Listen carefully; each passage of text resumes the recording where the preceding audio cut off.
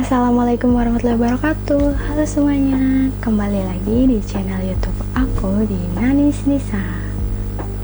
Yo, I ain't here for the money, I ain't here for the fame. Though it might be nice to own a jet plane, I'ma do it. Pada kesempatan kali ini aku baru sempat konten lagi dan baru aja dapat ide.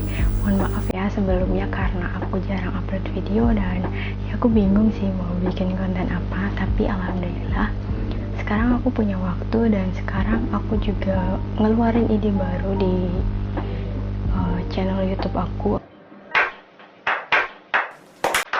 Aku bikin sebuah konten, jadi kontennya ini berkonsep sebuah podcast tapi yang versi virtual, karena kita bakal tanya-tanya ke narasumbernya itu yang berjarak jauh tetapi masih sempat kita tanyain ya virtual gitulah, masih lewat kayak video call kayak gitu. Dan narasumbernya ini dari orang-orang tertentu yang sekiranya mereka bisa sharing informasi atau pengalaman mereka supaya bisa memotivasi atau memberikan kesan-pesan ya yang penting bermanfaat pokoknya buat kita semua. Mohon maaf aku baru on cam lagi dan masih sempat gugup karena jarang langsung di depan layar kayak gini lagi kan. Oh ya, sebelumnya terima kasih buat teman-teman semua yang masih sempat nonton video aku dan masih subscribe channel YouTube aku. Aku makasih banget buat kalian semua. Dan yang belum subscribe, kalian bisa subscribe channel YouTube aku dan kalian bisa tonton video aku. Semoga konten-konten yang aku buat ini bermanfaat.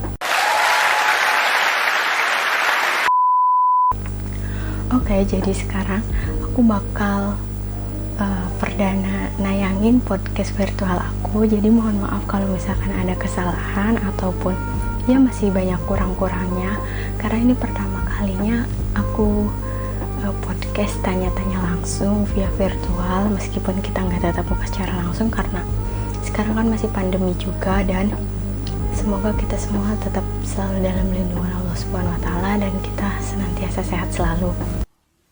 Wow. Oke, jadi narasumber yang pertama ini yang aku undang di podcast virtual aku ini adalah salah satu temen aku, ya lebih tepatnya sih teman kuliah dan satu kelas juga.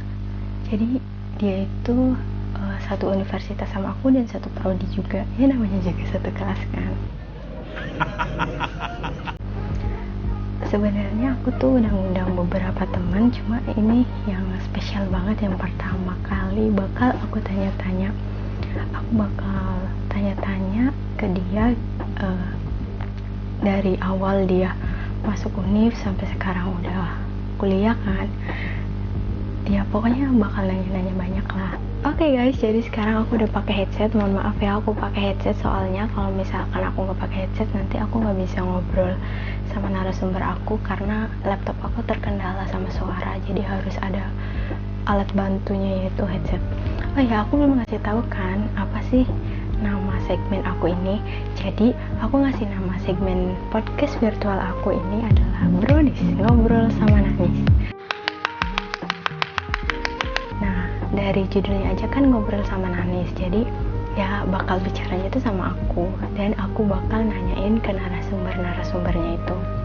Oke, langsung aja sekarang aku mau ngehubungin narasumber aku. Sumpah deg-degan banget.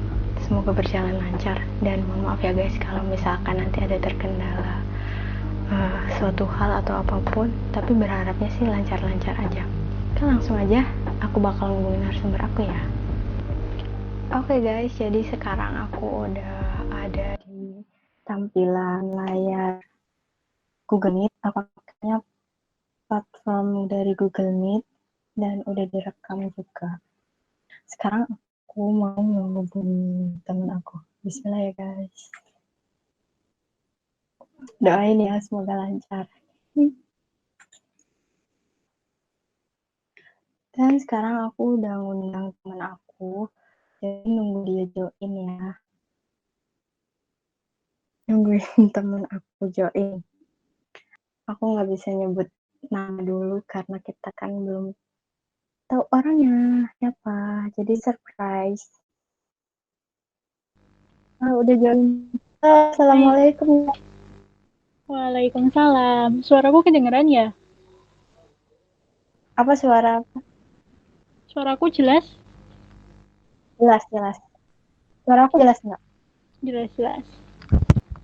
Gimana posisinya udah bagus? Udah. Nah, oke, nice. Gimana kabarnya hari ini? Alhamdulillah, sehat. Alhamdulillah. Oh Nggak ya, apa-apa. sebelumnya kita kenalan dulu dong. Ya aku kan udah tahu Nice, tapi barangkali nanti kan ini videonya di-share, jadi teman-teman belum kenal sama Nice. Iya, oke. Pakai aku kamu aja ya, biar santai gitu. Kalau pakai saya nanti kesannya formal banget gitu. Iya, nggak apa-apa. Oke. Ini bukan kelas kok. Oke. Bismillah. Nama aku Nais Nurasana. Aku dulu dari SMK swasta juga. Aku asalnya SMK dari SMK Muhammadiyah Watu Kelir. Eh, terus sekarang kuliah di Universitas Ahmad Dahlan, Prodi Pendidikan Bahasa dan Sastra Indonesia. Alhamdulillah diamanai untuk beasiswa di sana. Mungkin Oh itu ya, untuk perkenalannya. oh ya. Oke, makasih Nice. Mungkin teman-teman udah tahu lah ya. Jadi tadi Nice itu asalnya dari SMK. Berarti kalau misalkan dari SMK Nice itu lintas jurusan ya, masuk ke PBSI. Tapi kebetulan iya sih linjur ya. Soalnya kan SMK-nya aku administrasi perkantoran. Harusnya kalau aku kuliah itu aku masuknya manajemen yang masih satu linear. Ilkom pun sebenarnya masih bisa, tapi juga udah agak melenceng gitu. Tapi kemarin karena di beasiswa itu nggak semua jurusan di UAD itu, nggak semua prodi di UAD bisa untuk beasiswa, makanya ya aku milih yang peluang keterimanya besar, tapi peminatnya sedikit gitu. Jadi akhirnya aku masuk PBSI. Berarti kalau misalkan dari beasiswa itu program studinya berarti terbatas ya. Kalau Iya. misalkan di program studi manajemen atau bisnis kayak gitu ada peluang beasiswa bakal diambil apa emang mau lintas jurusan? Kalau aku semisal kemarin itu ada di prodi itu manajemen atau ilkom, aku ngambilnya itu. Tapi kebetulan kemarin nggak ada, jadi aku mau masuk apa ya gitu. Karena Oh, rata-rata bingung. di situ banyaknya tuh teknik gitu. Pendidikannya tuh tapi kayak pendidikan matematika, biologi sama rata-rata teknik gitu, kayak teknik yang ada di apa tuh yang masih baru itu loh, yang otomotif itu pendidikan vokasional itu juga Oh iya, itu. iya, iya. Pokoknya yang masih kayak gitu. Terus apa, kalaupun ada itu adanya D3. Terus aku kayak gini, aduh, kayak D3 tuh nanggung ya, kan kurang setahun aku gitu.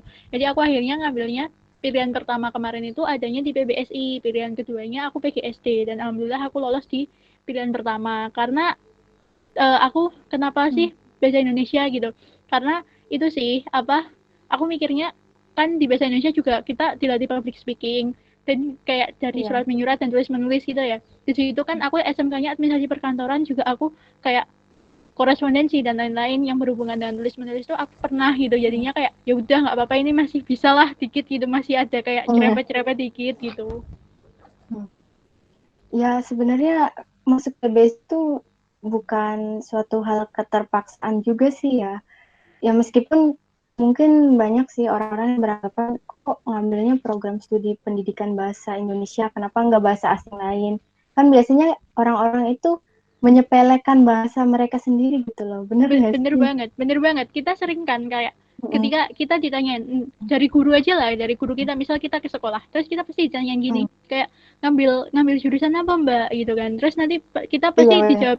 dijawabnya kayak bahasa Indonesia bu gitu. Terus pasti giniin, kenapa nggak bahasa Inggris aja, atau kenapa nggak Iya bahasa yang benar. lain gitu. Padahal kan kayak secara nggak langsung bahasa kita tuh juga perlu dipelajari. Bahasa kita tuh juga nggak hanya sekedar kita ngomong bahasa Indonesia, kita tuh harus gimana sih. Kita sekarang aja masuk di PBSI akhirnya kita tahu, oh bahasa Indonesia tuh nggak cuma kayak gini ya, oh sastra tuh Iya nggak cuma kayak benar-benar. gini gitu, nggak cuma sekedar puisi, nggak cuma sekedar, kita nggak cuma memperhatikan titik dan koma aja, kita memperhatikannya kayak luas banget gitu ya. Kayak Iya benar-benar nggak banget. sesepele itu gitu. Kayak kalau orang bilang tuh kayak apa, aduh ini gimana sih orang bahasa Indonesia aja mau bahasa sendiri ngapain dipelajarin lah, kalau kita nggak mempelajarin besok yang ngajarin anak-anak kita, cucu-cucu kita tuh siapa kalau nggak ada yang melestarikan bahasa Indonesia kan gitu. Terus nggak sesimpel Iya itu, benar pokoknya bahasa banget. Indonesia tuh nggak sesimpel itu gitu. Iya benar, padahal di dalam bahasa Indonesia itu malah apa ya, ruang lingkup itu malah sebenarnya Luas tuh banget. banyak orang-orang yang orang-orang juga belum tahu kalau bahasa Indonesia tuh oh ternyata di dalamnya kayak gini. Ya kita sebagai anak Heeh. PBSI tahu lah ya Nay gimana gitu kan. Iya bener banget, kita awal mungkin kita sebagai anak PBSI pun mungkin awal, aduh aku ngambil bahasa Indonesia pasti nanti cuma kayak gini-gini gitu, tapi setelah Iya kita masuk benar-benar. kita akhirnya kita sadar gitu kayak, hah, PBSI itu ternyata kayak gini gitu, waduh PBSI itu ternyata isinya tuh nggak cuma sebatas sesimpel yang waktu kita pelajarin Iya. di sekolah gitu kan. Jadi Iya di situ benar-benar. akhirnya kita sadar kayak, dan kalau ada orang yang ngomong apa, aduh cuma kayak gitu doang mah ngapain sih bahasa Indonesia, bahasa sendiri dipelajari, coba deh ayo kita sini ngobrol gitu, kita ngobrolin kayak linguistik, kita ngobrolin kayak gini Iya gitu, benar. kayak kalian Itu emang yang kalian paling udah sulit sih. paham. Emang kalian udah paham gimana penulisan yang dipisah sama yang enggak, gimana kayak Iya titik dan benar. komanya yang bener apa enggak gitu kan, kayak Iya ini tuh benar banget. bahasanya yang bener yang baku tuh kayak gimana gitu kan, nggak sesimpel itu gitu, orang kita ngomong kayak gini aja bisa jadi ini tuh nggak sesuai dengan kaidahnya gitu. Iya benar, apalagi bahasa Indonesia itu kan ada bahasa Indonesia yang baik sama bahasa Indonesia yang benar kan. Dan keduanya itu beda. Kalau misalkan orang awam ya mungkin beranggapan itu tuh sama Sama aja kan aja ya. gitu.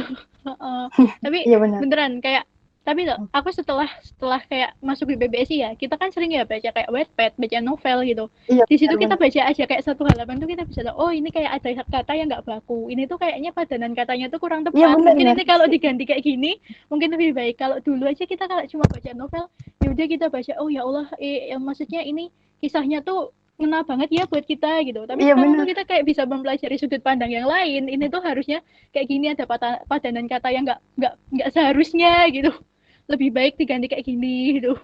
Kita tahu Iya itu setelah benar kita banget. masuk PPSI gitu. Iya benar banget. Jadi kita juga bisa ngoreksi dari karya sastra itu kan ya, Nay. Bener banget. Oh ya, ngomong-ngomong tentang PBSI nih. Nais kan dulu sebelum ke UAD sebelumnya tuh pernah ini nggak sih daftar ke perguruan tinggi negeri gitu kan. Kalau kita kan sekarang di luar negeri. Nah, Ya, kita kan. pernah. Ini kalau cerita kayaknya panjang deh. Iya, Aku cerita itu aja ya, dari singkatnya awal aja lah. aja sekalian ya. Jadi Iya, nggak apa-apa. aku itu apa tuh, awalnya tuh aku nggak ada niat buat kuliah ya. Kelas 10 11 tuh aku masuk SMK niatnya ya udah biar aku langsung aja kayak apa? Kayak langsung Kerja. aku besok kerja gitu. SMK kan Iya, biasanya identik dengan kerja. iya, Nah, di iya. situ aku mulai ada keinginan itu di saat aku kelas 11. Di situ aku ada matkul karena perkantoran ya. Di situ kita mempelajari tentang perjenjangan karir. Dan di mana perjenjangan karir itu, walaupun kita punya skill, tapi kalau kita nggak ada titelnya, itu sama aja kita tetap di situ, kita nggak bisa naik jabatan gitu. Dan di situ aku kayak, aduh, berarti minimal kita tetap harus punya titel nih gitu kan. Tapi di situ aku kayak cuma keinginan kuliah iya atau enggak gitu, masih maju mundur. Masih Akhirnya ragu itu, ya. akhirnya keinginan itu muncul di semester semester 2 kelas 12. Di situ aku mulai kayak aku harus kuliah nih gitu. Dan ditambah lagi kayak apa? Kita lulusnya jalur corona, jalur Iya, pandemi. benar banget. Di mana kayak Modalnya. di mana kayak perusahaan-perusahaan itu mecat karyawan gimana mereka mau menerima karyawan, dan yang perlu ditandai ijazah kita itu beda sama ijazah angkatan yang lain. Mungkin kita bisa kontrak, ini alasan aku pribadi gitu, kita bisa kontrak Iya, 1 sampai 2 tahun buat kerja, tapi selanjutnya kalau kita nggak punya skill, kita nggak punya titel, kita akan teralihkan atau kita tuh bakal terkalahkan sama yang lain, angkatan-angkatan setelah iya benar. kita atau angkatan-angkatan yang memang lulusnya dengan jalur yang memang udah bukan jalur kayak kita gitu. Jadi di situ aku akhirnya mikir aku harus kuliah gitu, dan aku mikir sekarang lapangan pekerjaan tuh susah gara-gara corona, banyak yang dipecat gitu, ekonominya semakin menurun, dari kesehatan juga seperti ini, kita tuh harus banyak-banyak beradaptasi gitu kan. Dan di situ aku ngerasa aku belum siap buat bekerja gitu, jadi aku harus kayak kuliah gitu. Nah, untuk kuliah itu aku tadi tanya ya, pernah daftar negeri nggak? Aku pernah daftar. Aku Iya itu benar. daftar, aku ikut SNM. Kebetulan aku paralel dapet. Aku ikut SNM, tapi SNM ku gagal. Aku pernah daftar di UNS sama UNJ kayaknya. Ngambilku pendidikan administrasi perkantoran sama manajemen. Itu, tapi aku lupa masukinnya yang pilihan 1 pilihan 2-nya mana. Di situ Iya. habis itu aku ikut itu juga SPAN PTKIN yang perguruan tinggi Islam. Itu aku ikut. Habis itu tapi gagal juga di SPAN. Terus aku ikut itu aku SBM juga daftar. Berarti SBM, TBK kan UTUL, ya? SBM, UTUL dan lain-lain aku juga ikut. Tapi kayak aku bayar tapi buat dapet tiket kegagalan karena emang gagal ya. Karena SMK ku pas di waktu itu SMK ku itu akreditasinya masih B dan itu kan tetap jadi pertimbangan juga. Ya benar. Dan di situ kayak udah frustasi banget tuh karena udah hampir mendekati kayak waduh masa-masa mau pendaftaran tuh udah mepet gitu. Terus aku tanya ke BK aku, Bu gimana ya gitu. Akhirnya aku kan orang tua aku nggak ngebolehin di Jogja awalnya. Kalau bisa tuh kuliahnya tetap di daerah Solo aja gitu. Terus akhirnya aku bilang kayak ke ibu, ya udah aku nyoba daftar di Solo. Aku nyoba daftar di UMS. Dari awal pendaftaran sampai mau ditutup itu tuh web sekolahku nggak bisa login ke sana, nggak tahu masalahnya apa. Terus kita udah nyoba kontak personnya dan lain-lain tapi tetap nggak bisa. Habis itu tuh hamin 1 bulan atau hamin 2 bulan itu tuh disaranin ini aja. Kebetulan di UAD juga ada beasiswa gitu. Akhirnya di situ aku daftar, aku melengkapin berkas-berkasnya hamin 2 bulan itu nyari persyaratannya dan alhamdulillahnya bisa gitu. Dan kayak bener-bener kayak bolak-balik ke Jogja. Dari kita ke Jogja tuh karena nggak tahu ya awalnya tuh nggak tahu tutupnya tuh jam berapa gitu. Dengan PD-nya berangkat habis zuhur. Perjalanan dari rumah ke Jogja itu 2 jam dan sampai di sana itu udah kayak jam 2 gitu. Dan itu datangnya hari Sabtu kayaknya. Hari Sabtu jam 2 tuh waduh udah tutup. Jadi sampai sana udah tutup. Terus kayak perjuangannya ya. Terus itu yang hari pertama. Terus kita balik itu sampai sini udah malam dan hujan. Jadi Isa tuh baru sampai rumah dan hujan gitu habis Isya gitu. Habis itu yang keduanya besoknya bisa, tapi berkasnya ditolak karena masih ada kekurangan. Ketiga kesana lagi, masih kurang lagi. Karena kalau yang ketiga ini nggak dicantumin. Ini hamin 3 hari sebelum pendaftarannya ditutup, pendaftaran beasiswa ditutup. Hamin 3 hari dan di situ kayak daftar kan. Itu tuh di web nggak ada tulisannya kalau di situ dibutuhkan surat keterangan bebas buta warna. Akhirnya kan aku mikir karena udah sore kalau mau cek di Jogja juga udah kesorean gitu. Akhirnya aku pulang itu akhirnya hujanan, capek juga karena habis bolak-balik Jogja kan, sakit. Sakit itu, habis sakit langsung langsung kita ditanyain kayak sakit kan kita nggak mungkin tuh tes karena COVID dan itu aku sakitnya flu. Iya benar. Kalau kayak gitu bener kan nggak bisa tes kan kita butuh tes kesehatan sama tes buta warna. Iya benar. Akhirnya nunggu tuh aku bener-bener kayak di hari itu bener-bener kayak titik terendah itu. Jadi aduh aku gimana ini 3 hari lagi pendaftaran ditutup dan aku belum dapat persyaratannya gitu. Akhirnya habis itu aku itu hari kedua hamin 1 itu aku langsung tes. Hari itu juga aku berangkat ke Jogja dan alhamdulillahnya langsung keterima. Itu udah lega banget itu registrasinya keterima. Dan itu kayak aduh tapi kalau dibayangkan setelah itu kayak dengan buah manis akhirnya kayak gini, aku harus bersyukur gitu. Jadi kayak misal pas lagi capek-capek kuliah gitu, ya Allah pusing banget itu. Kayak inget dulu itu kamu mau juangin ini tuh kayak gitu. Masa kamu mau nyerah juga kayak gitu. Jadi ada alasan kalau misalkan kita males-malesan kuliah tuh jadi oh iya aku tuh dulunya kayak gini loh, merjuanginnya harus susah payah dulu, harus sampai mondar-mandir terus. Tapi kan waktu pas aku daftar di UAD itu kan bisa kirim berkasnya via online. Emang kalau misalkan beasiswa kita harus datang langsung ke kampus atau gimana sih, Nay? Sebenarnya sama, bisa online juga. Cuma pas di posisi itu karena aku pengen itu juga. Aku pengen nanya karena aku kurang informasi juga ya. Jadinya aku kayak ada informasi yang harus aku cari di situ gitu. Akhirnya aku nanya juga ke sana. Makanya aku langsung datang aja ke sana. Karena lebih cepat juga dan aku itu loh pas yang terakhir itu aku mikir gini kan aku kayak fisikku masih belum kuat buat itu, belum motoran ke Jogja ya.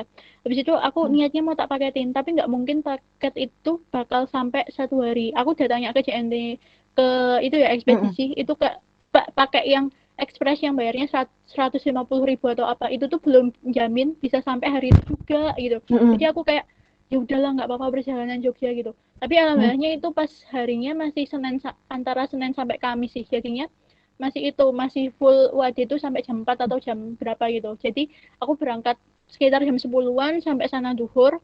Habis duhur aku langsung, kan duhur sana istirahat ya. Habis itu aku langsung, pokoknya jam 1 itu aku keluar dari sana udah dapat bukti registrasi, dan itu kayak seneng banget ya Allah gitu. Kayak dapat harta karun gitu ya. Bener banget kayak dari segala perjuangan akhirnya gitu. Tapi di situ juga kita sadar kita masih harus seleksi lagi gitu. Nah, dari beasiswa itu tuh ada kriteria tertentunya nggak sih? Misalkan harus nilai berapa gitu kan? Terus dari sekolahnya atau apa gitu? Kan biasanya kalau beasiswa kan ada kriteria-kriteria tertentunya gitu kan? Ya, kan aku ini beasiswanya itu ya, beasiswa program misi keluarga persyarikatan. Di UAD itu beasiswa program misinya ada 3, beasiswa program misi keluarga persyarikatan, BPMKP, terus beasiswa habis Quran itu HAKI, sama beasiswa sains seni olahraga SSO. Nah, di situ kayak dari ketiga itu beda-beda gitu, tapi intinya sama. Yang pertama harus aktif di salah satu ortomnya Muhammadiyah, kayak di IPM, IMM, HW atau TS gitu. Terus itu iya, aku paham. Nah, habis itu kita juga harus itu sih, dan kayak nilainya yang penting tuh rata-ratanya minimal 7 atau 8 gitu. Pokoknya nilai rata-ratanya tuh, pokoknya nilainya nggak boleh ada yang di bawah 7 atau 8 gitu. Terus habis itu yang pasti kita harus dapat rekomendasi dari sekolah sama dari pimpinan cabang Muhammadiyah, pimpinan daerah Muhammadiyah itu. Terus untuk kalau BPMKP itu sama surat keterangan tidak mampu dari kelurahan gitu. Ya. Kalau dari beasiswa HAKI yang habis Quran itu sama juga, hampir sama, tapi dia harus punya hafalan kayaknya minimal 15 juz atau 5 juz itu, kayaknya 15 deh. Terus kalau SSO itu prestasinya dalam bidang seni, sains atau olahraga gitu. Nanti sertifikatnya dibuktikan gitu. Untuk itu kriterianya. Kalau Nais sendiri sih dari ketiga jalur itu beasiswa apa sih yang Nais ambil? Aku dari beasiswa keluarga persyarikatan. Yang aku manfaatkan itu kayak nggak memanfaatkan sebenarnya, tapi memang disarankannya ikut karena aku dari SMP juga alhamdulillah aktif di Ortom gitu, aktif di IPM gitu. Sampai sekarang alhamdulillah. Jadi di situ yang dimanfaatkan itu disuruh daftar dengan itu gitu. Dan alhamdulillahnya juga itu, karena memang kayak kemarin itu kan aku juga hitungannya dadakan ya, kayak pengen kuliahnya gitu. Jadi orang tua aku belum terlalu mempersiapkan itu, jadi kalau sebisa mungkin aku dapat beasiswa gitu. Dan alhamdulillahnya juga bisa, walaupun dicap kayak ambisnya ke negeri tapi kenapa ke swasta gitu. Tapi aku bilangnya kayak gitu, tapi kayak bilang kalau swastanya kayak UAD gitu kenapa harus enggak gitu. Iya benar. Berarti kalau dari Ortom itu kan dari organisasi kan, ya kan? Tuh, manfaatnya organisasi itu sebenarnya tuh banyak banget ya. Ya, aku sendiri juga kan, aku sendiri juga kan pas SMK juga ikut organisasi.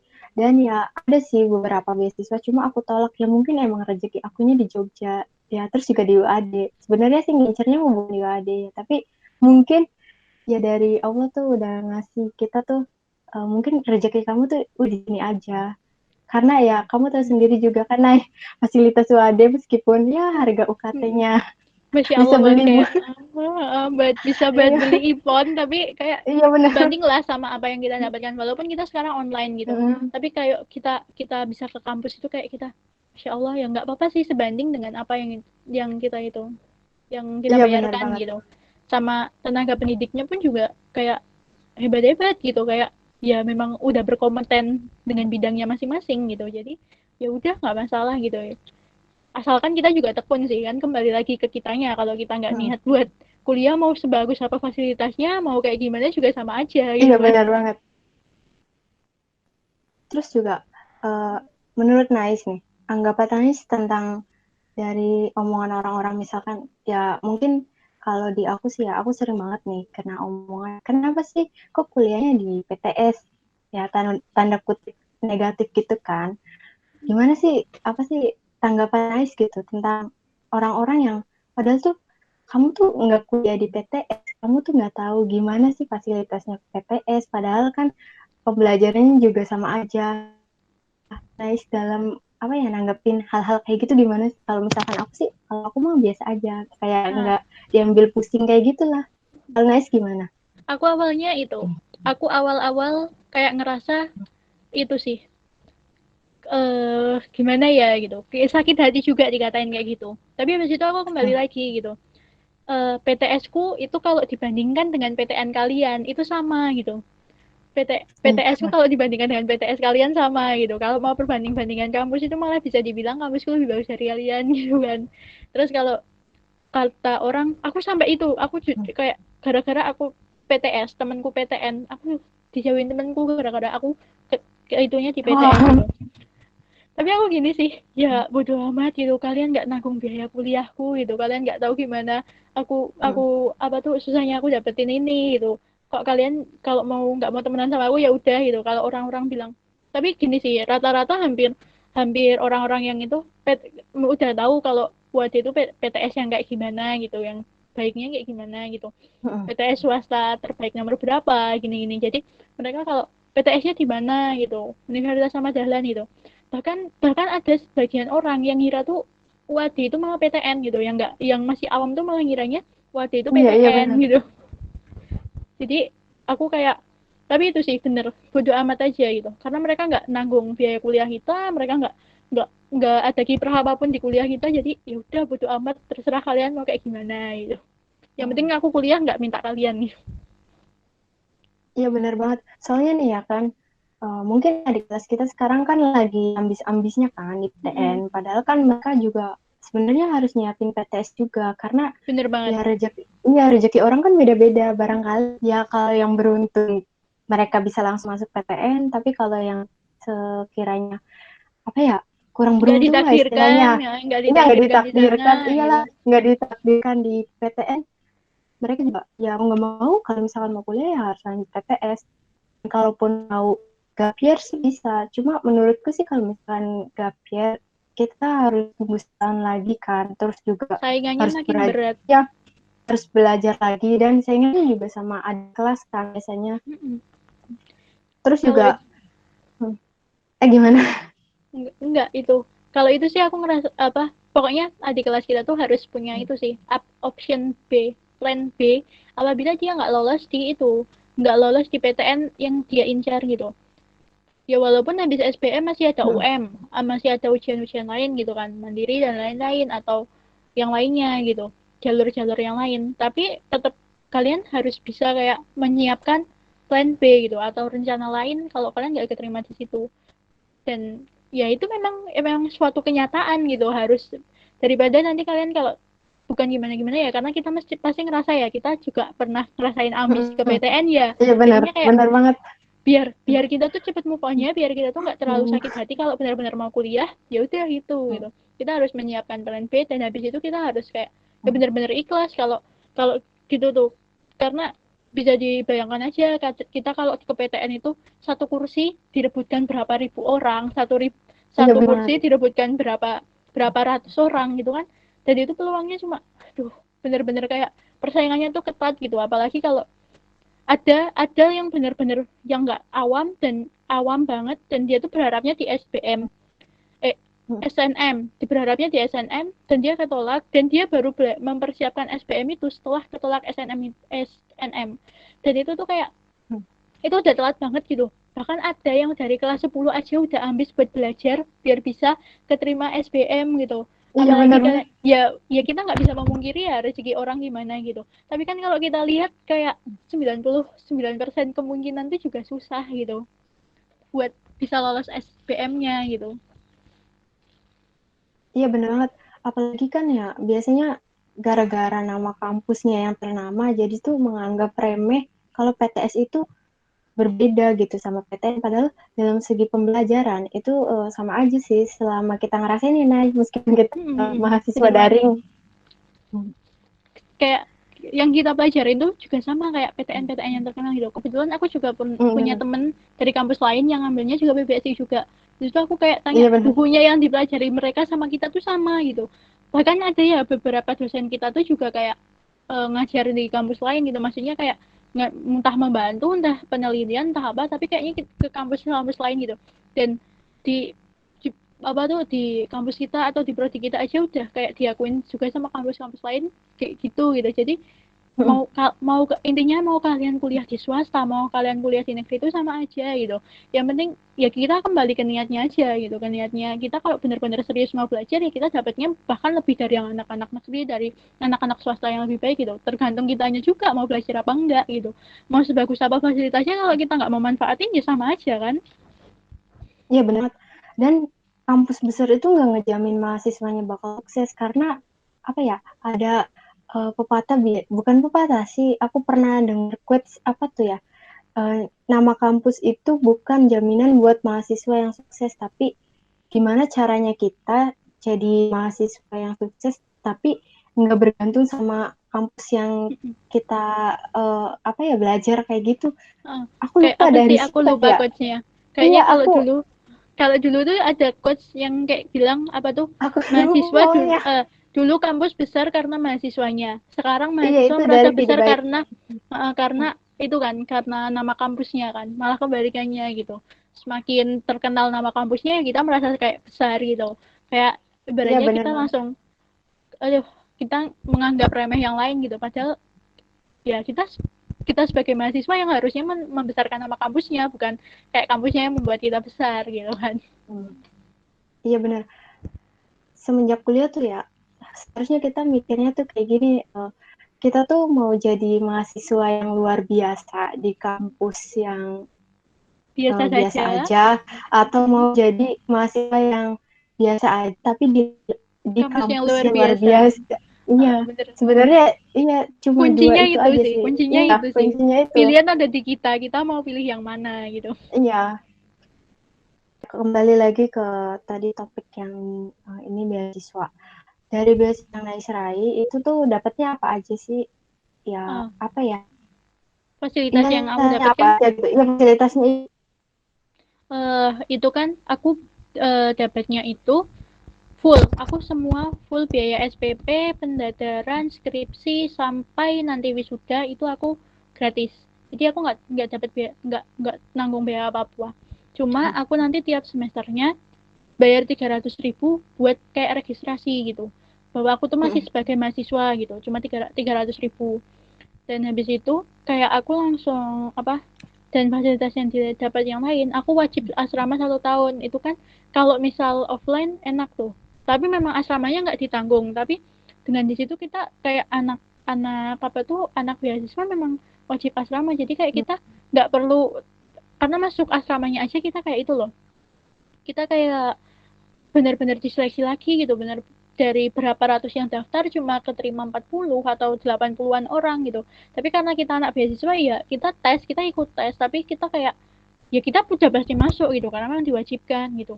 Asal kita memang nggak melanggar aturan yang di sana gitu, kita masuk di situ. Tapi asramanya memang nggak bayar. Asramanya kita bayar sendiri. Tapi bila dihitung-hitung dengan kita asrama 1 tahun itu sama buat ngekos, kita cuma biaya buat asrama 1 tahun itu cuma bisa buat kos 6 bulan atau 4 bulan aja gitu. Kos di Jogja paling murah itu, yang kayak bener. jadi Nggak kita sih. jadi kita kayak bersyukurnya di situ gitu. Sama kayak kita terfasilitasi semuanya. Tapi yang paling penting itu sih kayak biaya full kuliah itu dari awal semester sampai akhir kita gratis itu. Padahal bisa dibilang aja kayak PBSI SPP-nya berapa berapa belas juta gitu, dan di situ aku gratis. Iya Apalagi bener. temanku ada yang pendidikan biologi gelombang 4 itu kayaknya Aku juga ada berapa, temanku. 30 juta atau berapa ya, dan dia gratis gitu. Di situ kayak kayak nggak bersyukur dari mana gitu, kayak 30 Iya juta bener kita cuma banget. tinggal bayar berapa ratus ribu doang gitu. Jadi di situ Hmm. sih itu fasilitas yang didapat. Tapi kayak ada misal itu juga ada timbal baliknya juga gitu. Kita itu IPK itu tidak boleh kurang dari 3 atau 3,5 ya, pokoknya kita nggak boleh kurang dari itu tiap semester. Dan tapi itu menurutku juga kayak hal yang wajar ya, karena kita udah difasilitasi segitu, masa kita nggak itu. Terus kita tetap dimonitor terus, kayak kita aktif ikut seminar dan lain-lain, tapi memang seminarnya difasilitasi dari UAD. Kita dapat informasi nih, oh ini ada seminar kita ikut, oh ada pelatihan kita ikut gitu. Kita tugasnya cuma itu, jadi kita sama kayak kita aktif ikut perlombaan gitu. Misal kita udah dapat sesuai minat dan bakat kita ikut perlombaan, misal ada seminar kita ikut pelatihan seperti itu, karena nantinya setiap akhir semester kita ada monitoring gitu. Sama juga kan kayak beasiswa yang lain biasanya ada kayak gitunya juga gitu, dan itu sepadan dengan apa yang diberikan gitu. Iyalah, kalau misalkan tadi kan wajib di apa sih atau apa tadi namanya, asrama atau apa sih tadi? Asrama, tapi ya. asrama cuma 1 tahun aja kok.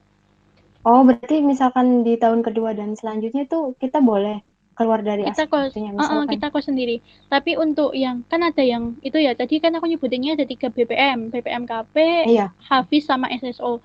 Untuk yang SSO itu bisa kalau mau kos atau mau yang itu. Soalnya kan aturan asrama mungkin jam 8 gitu kita udah harus diam di asrama ya. Sedangkan kalau anak sains seni olahraga mungkin kalau latihan kan bisa sampai jam 10, jam 11 gitu. Jadi mereka bisa kalau misal mau tinggal misal di daerah Jogja, mereka bisa pulang ke rumahnya atau bisa ngekos gitu. Jadi itu nggak wajib di asrama gitu. Yang wajib itu yang habis Quran sama yang KP gitu. Terus tadi kalau misalkan IPK-nya kurang dari minimal lah rata-rata, itu nanti bakal ngaruh nggak sih sama beasiswa kita, kayak misalkan bakal dicabut atau gimana gitu? Itu bakal kita dapat SP dulu, 2 kali SP atau 3 kali surat peringatan gitu. Habis itu nanti kalau 1 kali nanti kita bikin surat pernyataan buat di semester berikutnya kita lebih baik lagi. Terus kalau masih kurang kita tetap di semester berikutnya gitu. Tapi kayaknya cuma 2 kali SP doang, kalau nggak bisa dicabut gitu.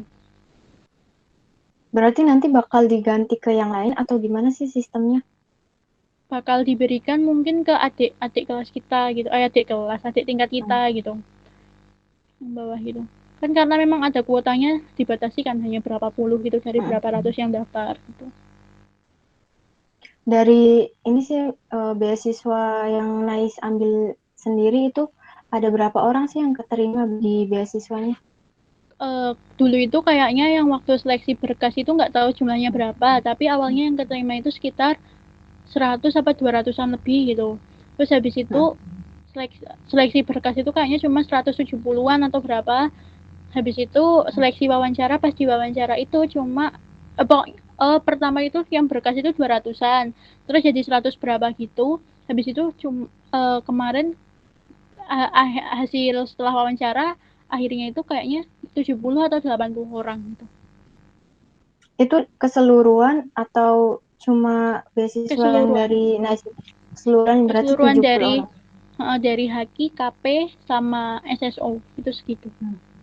Dari prodi PBSI sendiri nih, berapa orang sih yang masuk di ini beasiswa? 4 orang. Dan itu di kelas kita semua gitu. Oh, kelas B berarti. Kirain ada anak kelas 11 juga. Enggak, di kelas B semua gitu. Dan itu sih kayak aku, oh ya pesan juga, misal kalian mau ngambil beasiswa di swasta itu kayak kalian benar-benar harus nentuin aku mau masuk prodi ini gitu. Karena di pengalamanku kemarin itu tuh ada beberapa orang jadi ngambilnya tuh prodinya nggak sesuai sama yang dia kayak, misal dia cuma ngasal aja ngambil prodinya dan dia keterima beasiswa, tapi dia nolak katanya orang tuanya nggak setuju kalau dia di prodi ini, atau karena prodinya nggak sesuai sama dia. Di situ kayak aku sama teman-teman yang keterima yang lain tuh kayak ngerasa gini, kalian tuh kayak mau bazir banget loh. Ada orang yang benar-benar berharap biar bisa dapat beasiswa itu, bahkan lebih mungkin tingkat ekonominya lebih rendah dari kalian, dan mereka tuh sebenarnya benar-benar butuh beasiswa itu gitu. Tapi gara-gara kalian yang egois ngambil, ya nggak menyalahkan juga gitu. Tapi gimana gitu. Tapi kan emang gara-gara kuota itu diberikan kepada kalian, tapi kalian nggak mau ngambil, ya akhirnya mereka nggak keterima gitu. Harusnya kalau kalian nggak daftar itu mungkin mereka yang gagal itu bakal keterima gitu. Kalau kalian nggak daftar dari awal gitu. Kalau memang benar-benar, jadi kalau mau daftar beasiswa itu kalau benar-benar awalnya nggak niat, ya udah gitu, nggak usah gitu. Kasian yang benar-benar butuh itu. Mungkin kalau kalian nggak daftar dia bisa keterima, tapi gagal gara-gara kalian daftar tapi kalian nolak gitu. Setelah keterima, mending kalau nolaknya pas masih seleksi berkas, masih bisa termaafkan ya, kayak ya Iya udah gitu bener. masih ada dari misal seleksi berkas ada 200-an orang gitu, ya udah masih ada kesempatan lagi gitu. Tapi kalau udah pengumuman dia jelas-jelas keterima dari 200 Udah orang itu final ya. semua, udah keterima gitu, tapi dia nolak di situ gitu. Kayak aku nggak bisa ngebayangin orang-orang yang gagal terus baca chatnya dia atau baca pesannya dia mengundurkan diri dengan alasan prodi yang dia pilih tidak sesuai dengan apa yang dia mau. Terus kenapa kemarin mencet itu gitu atau kenapa milih itu gitu. Bener. Itu tuh sepele tapi dampaknya besar banget ya. Kasihan Sama banget. sama kayak kalau SNM juga kan kita keterima tapi di prodi yang nggak kita pilih, Iya tapi bener. habis itu kita mundur itu berdampak pada adik-adik kelas kita berikutnya gitu kan. Iya bener banget. Pokoknya perjuangan kita tuh ya dampaknya itu ke adik kelas kita sih. Bener banget. Kebanyakannya tuh. Oh ya, selain beasiswa yang tadi, ada nggak sih beasiswa lain kayak misalkan kita kan kayak aku sendiri bukan dari jalur beasiswa. Kayak mau ngajuin beasiswa atau ikut beasiswa lain, ada nggak sih di UAD itu beasiswa lain? Ada, tapi aku nggak begitu hafal namanya apa. Yang jelas Nah, UAD itu juga bisa bisa pakai KIP kuliah. oh Mungkin iya, ada aku banyak lupa nanya ke Heeh. kuliah ya. Ada banyak yang itu ya, banyak yang Mm-mm. nggak tahu kayak KIP kuliah biasanya orang anggapnya cuma bisa dipakai di negeri. Wah, tapi Iya nyatanya benar. di swasta juga bisa. Tapi itu prosedur pengajuannya hanya di semester 1 atau bisa untuk semester atasnya aku juga kurang tahu. Tapi yang pasti teman-teman kita karena setahuku kan kayak itu juga ada kuotanya ya. Jadi memang Mm. kayak per tahunnya dibatasi hanya berapa gitu. Jadi mungkin kayaknya hanya mungkin pas awal daftar kita juga ngeklaim KIP kuliah gitu. Kayaknya itu. Terus ada beasiswa apa lagi ya? Kayaknya ada beasiswa dari kan kalau Kayak itu dari sponsor gitu ya? mungkin ada juga kayak misal apa ya kayaknya tuh ada yang ada tulisannya beasiswa MOU. MOU itu kan Mm-mm. kayaknya perjanjian ya. Itu kayaknya ada soalnya ada cutting yang di Persada itu juga dari mana gitu. Terus itu tuh Mm. awalnya disekolahkannya di itu di sana, habis itu tuh di semester berapa dikirim ke UAD.